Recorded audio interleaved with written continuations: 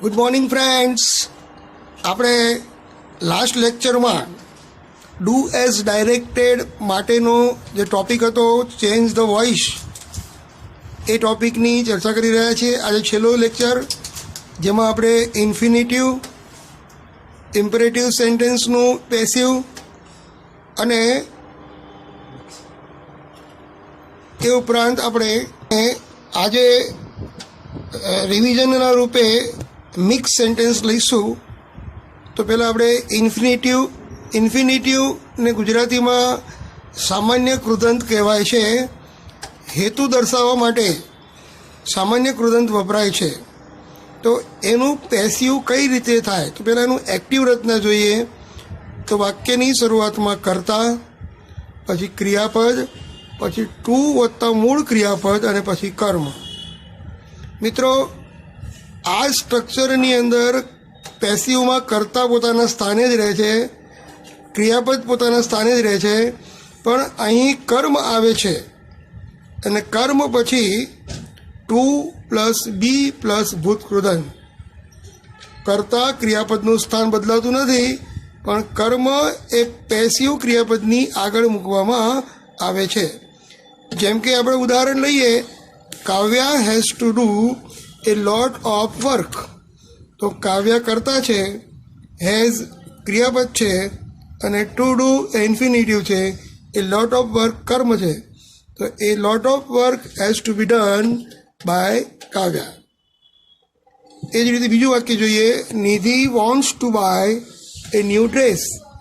તો આમાં જો Nidhi wants a new dress to be bought. Nidhi wants a new dress to be bought. તો હવે આપણે કેટલાક વાક્યોનું, ઇન્ફિનિટિવવાળા વાક્યનું, સામાન્ય કૃદંતવાળા વાક્યનું પેસિવ જોઈએ. Arunima wanted to climb the Mount Everest. તો અરુણિમા કરતાં વોન્ટેડ ક્રિયાપદ, ધ માઉન્ટ એવરેસ્ટ એ કર્મ. તો Arunima wanted the Mount Everest to be climbed. To be climbed. Number 12, the Indian government wants to arrest Dawood very soon. The Indian government કરતા છે, wants ક્રિયાપદ અને દાઉદ કર્મ છે. The Indian government wants Dawood to be arrested very soon. To be arrested very soon. એ જ રીતે 13મું વાક્ય, children desired. બાળકો એ ઈચ્છતા હતા કે અલીભાઈ ટુ ટેલ સ્ટોરીઝ, કે અલીભાઈ વાર્તા કહે. Children desired Alibhai to tell the stories. તો children desired stories to be told by Alibhai.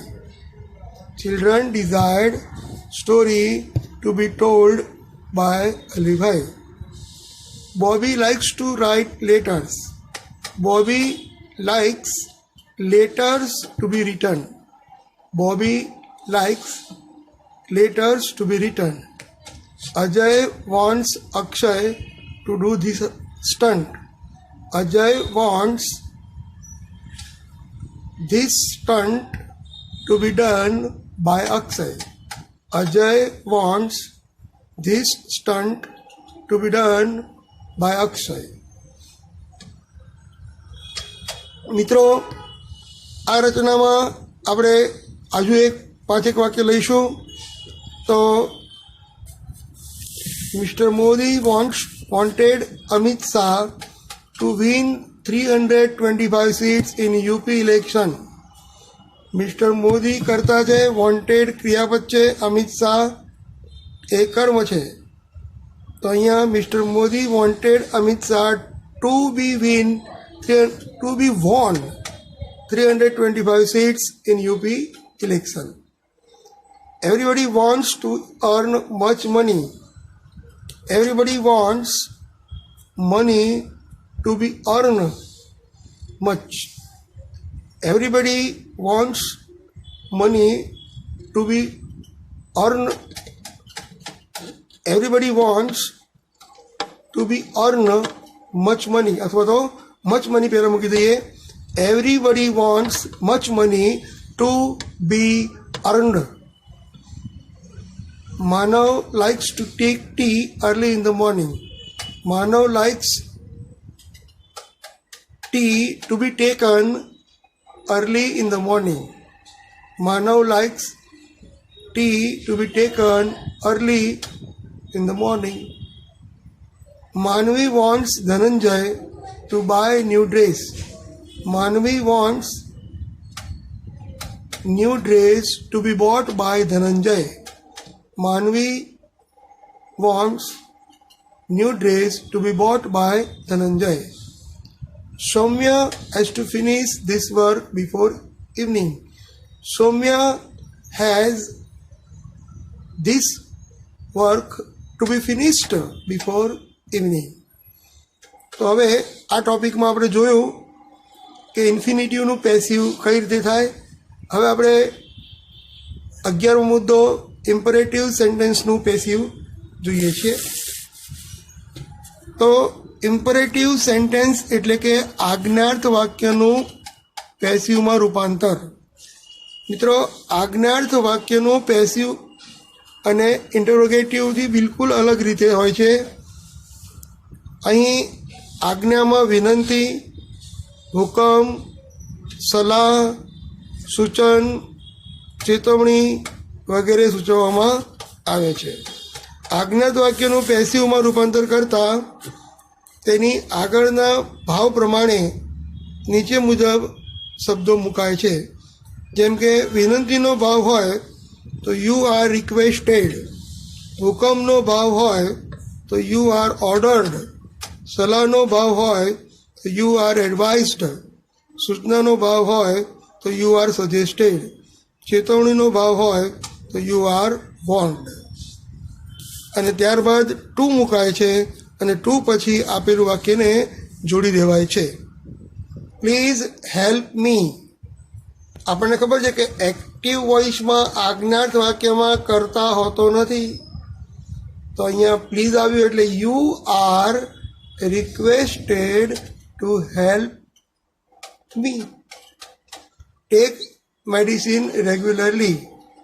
તો અહીંયા સલાહના અર્થમાં છે you are requested, so you are advised to take medicine regularly. Shut up.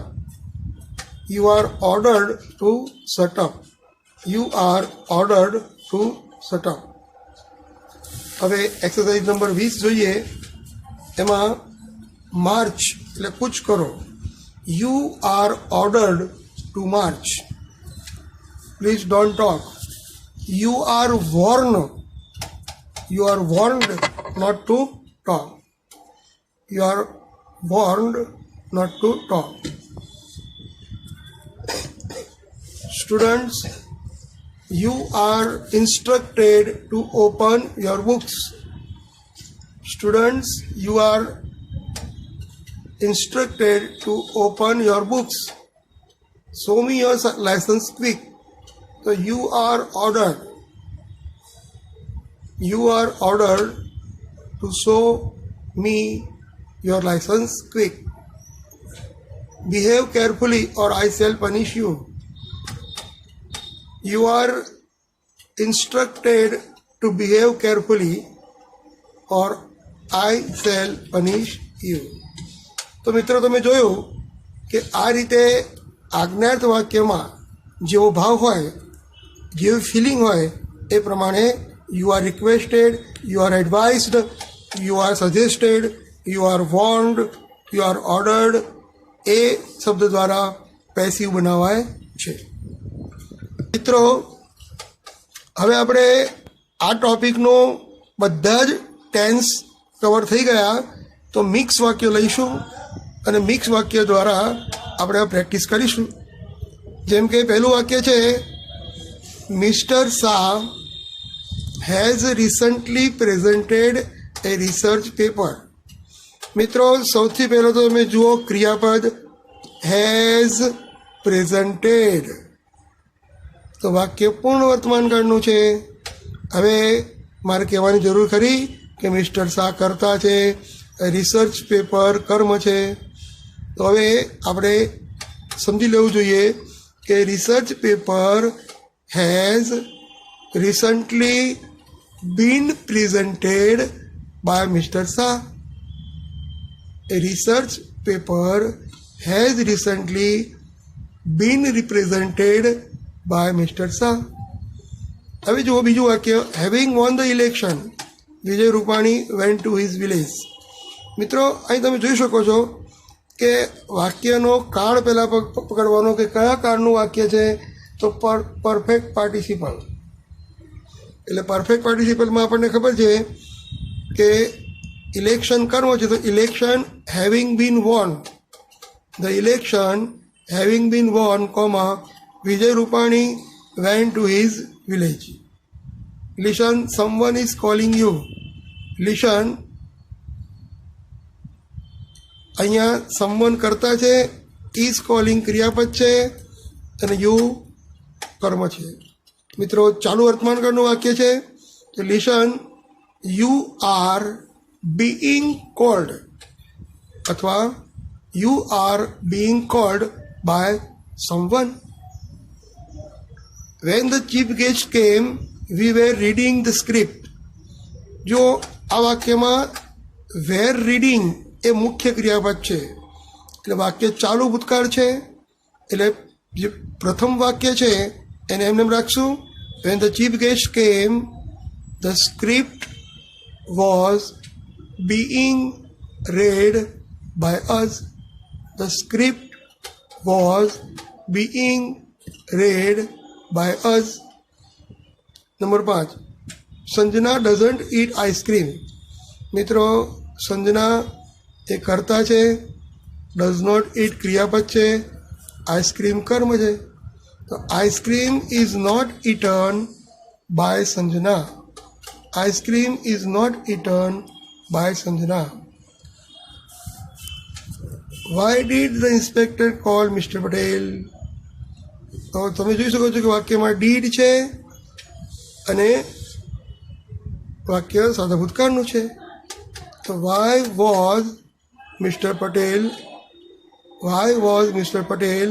called by the inspector? Why was Mr. Patel called by the inspector? Mr. Parmar wants me to do his work. તો અહીંયા wants me to do his work વાક્ય છે ઇન્ફિનિટિવનું. તો mister Parmar wants his work to be done by me. Mr. Parmar wants his work to be done by me. Had અનુભવ been reasonable, જો અનુભવ વ્યાજબી હોત, he might not have insulted you, તેને તમારું અપમાન કર્યું ન હોત. હેડ અનુભવ બીન રિઝનેબલ, તો આ વાક્ય પરફેક્ટ મોડેલ ઓક્ઝિલરી છે. હી કરતા, માઇટ નોટ હેવ ઇન્સલ્ટેડ ક્રિયાપદ અને યુ કર્મ. હેડ અનુભવ been reasonable, you might not have been insulted by him. You might not have been insulted by him. Who will receive this parcel? Will receive એટલે વાક્ય સાદો ભવિષ્યકાળનું છે. By whom will this parcel be received? By whom will this parcel be received? Number 10. The teacher will have declared the result by 12th May. તો અહીંયા જો will have declared વાક્ય છે પૂર્ણ ભવિષ્યકાળ. The result of 12th May, result જે છે એ કર્મ છે. તો result will have been declared by the teacher by 12th May. તો આ રીતે આપણે મિક્સ વાક્યોનું બરાબર આપણે પેસિવ જોયું, એક્ટિવનું પેસિવ કર્યું. હવે કેટલાક પેરેગ્રાફ આપણે જોઈએ અને પેરેગ્રાફ આપણે મિક્સ ટેન્સના લઈશું. હવે આપણે પરીક્ષાની અંદર જે રીતે પૂછાય છે એ રીતે આપણે વાક્યોને પેસિવમાં ફેરવીશું. Change the following paragraph into passive voice. સૌ પ્રથમ પેરેગ્રાફને વાંચો. પેરેગ્રાફમાં આવતા પ્રત્યેક વાક્ય કયા કયા કારણો છે એ જુઓ. વાક્યમાં તમે પેસિવ કરતાં પહેલાં 3 વસ્તુ યાદ રાખો કે કર્તા, ક્રિયાપદ અને કર્મ શોધો.